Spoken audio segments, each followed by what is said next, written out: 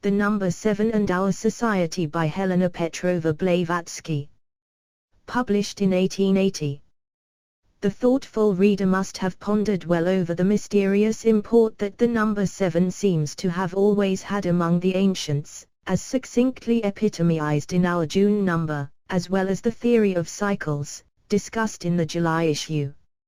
It was there stated that the German scientists are now giving attention to this manifestation of the numerical harmony and periodicity of the operations of nature. A series of statistical observations, embracing some centuries of historical events, tend to show that the ancients must have been perfectly aware of this law when constructing their systems of philosophy.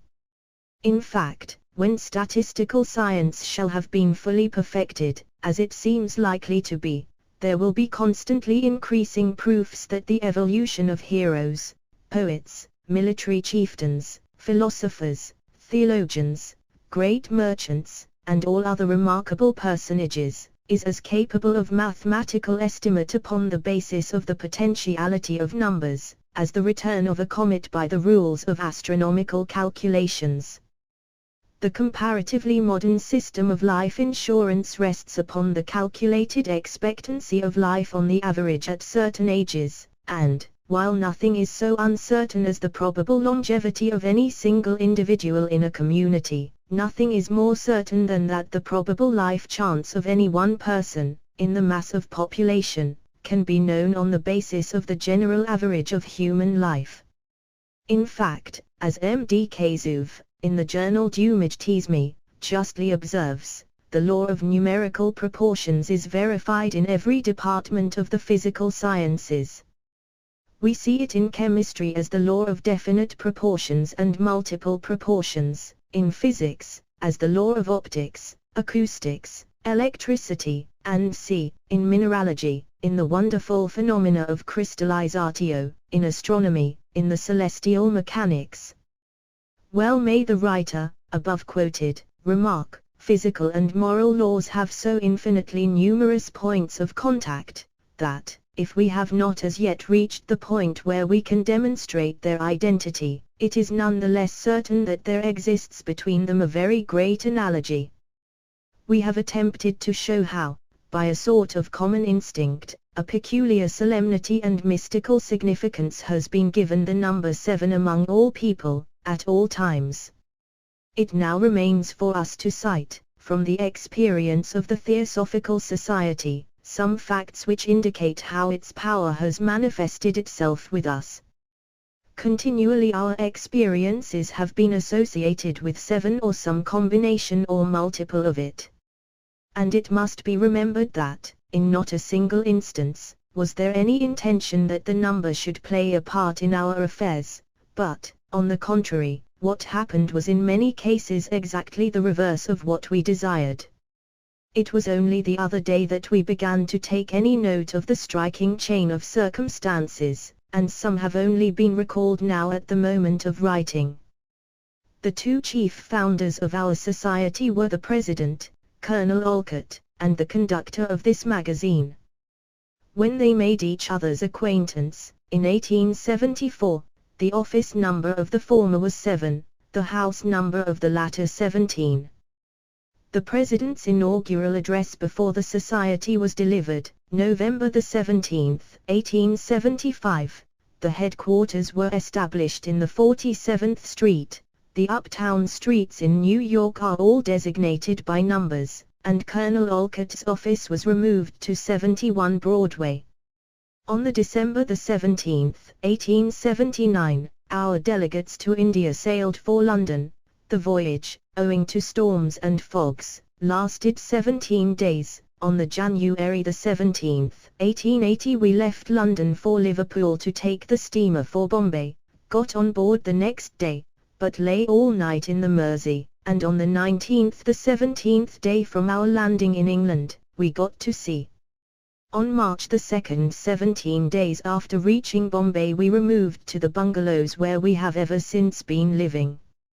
On the March 23, 35, 7 times 5 days after landing, Colonel Olcott delivered his first public oration on theosophy, at Framji Kawarji Institute, Bombay. July 7, the first prospectus, announcing the intended foundation of the Theosophist was written. On September 27, the first form was made up at the printing office, and on October 1 our 227th in India the magazine appeared. But we anticipate events. In the beginning of April, last year, Colonel Olcott and the conductor of this magazine went to the NW provinces to meet Swami Dayad, and were absent from the headquarters 37 days, and visited 7 different cities during the trip. In December of that year we again went northward, and on the 21st, 7 times 3, of that month, a special meeting of the Society of Bears Pandits was held to greet Colonel Olcott and elect him an honorary member in token of the friendliness of the orthodox Hindu Pandits for our society, a most important event. Coming down to the Ceylon trip, we find, on consulting the diary, that our party sailed from Bombay, May 7, the steamer starting her engines at 7:07 am. We reached Point de Galle on the 17th. At the first meeting in Ceylon of candidates for initiation, a group of 7 persons presented themselves. At Pathur, 7 were also initiated first, the evening proving so boisterous and stormy that the rest could not leave their houses. At Colombo, 14, 7x2, were initiated the first night, while, at the preliminary meeting to organize the local branch temporarily, there were 27. At Cardiff, 17 comprised the first body of candidates. Returning to Colombo, we organized the Lacquer Theosophical Society, a scientific branch, on the 17th of the month, and on the evening, when the Pathur branch was formed, 35 names, 7 times 5, were registered as follows. 7 priests were initiated here during this second visit, and at Batota, where we tarried to organize a branch, there were again 7 priests admitted. 35, 7 times 5, members organized the Mathura branch, and here again the priests taken into fellowship numbered 7. So, too, at Galle, 27 persons were present on the night of the organization, the rest being unavoidably absent, and at Welatara the number was 21, or 3 times 7. Upon counting up the entire number of lay Buddhists included in our 7 Ceylon branches, that are devoted to the interests of that faith, we find our mystical number 7 occupying the place of units, and what adds to the singularity of the fact is that the same is the case with the sum total of priests who joined our parent society. Our septary fatality followed us all throughout the return voyage to Bombay. Of the delegation, 2 members, having urgent business, took an earlier steamer from Colombo, thus reducing our number to 7. 2 more fully intended to come home from Galle by the vessel of the July 7th, but, as it turned out, she did not touch there, and so, perforce, our band of 7 came together on the 12th, the 57th day after our landing. The sea voyage from Ceylon to Bombay may be said to begin upon leaving Colombo, since the run from Galle to that port is in Ceylonese waters. From friends 5 laymen and 2 priests, again 7 who came aboard at Colombo to bid us farewell, we learned that the July Theosophist had reached there, and being naturally anxious to see a copy, urgently requested that one should be sent us to look at, if possible, before 5 o'clock p.m., the hour at which it was thought we would leave port. This was promised us, and, after our friends left, we watched every craft that came from shore. 5 o'clock came, then 6 and half past 6, but no messenger or magazine for us. At last, precisely, at 7, one little canoe was seen tossing in the heavy sea that was running. She approached, was alongside, on her bows, painted on a white ground was the number 7, a man climbed over the ship's rail, and in his hand was the paper we were waiting for.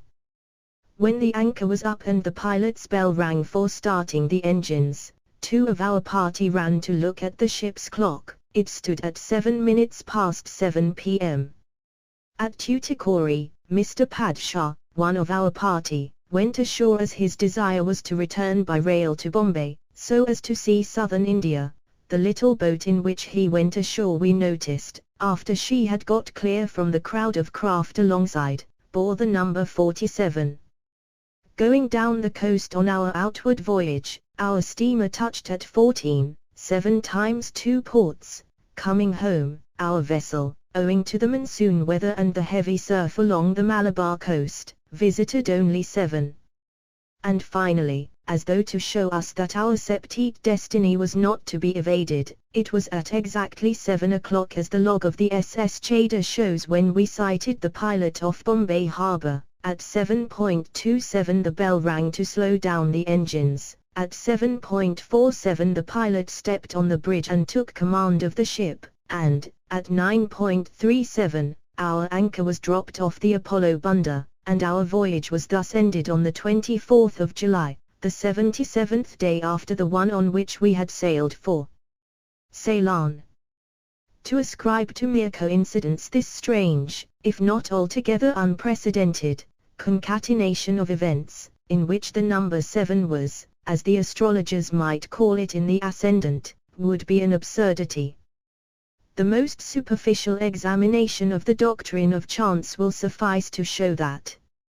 And, if, indeed, we must admit that some mysterious law of numerical potentialities is asserting itself in shaping the fortunes of the Theosophical Society, whither shall we turn for an explanation but to those ancient Asiatic philosophies which were built upon the bedrock of occult science?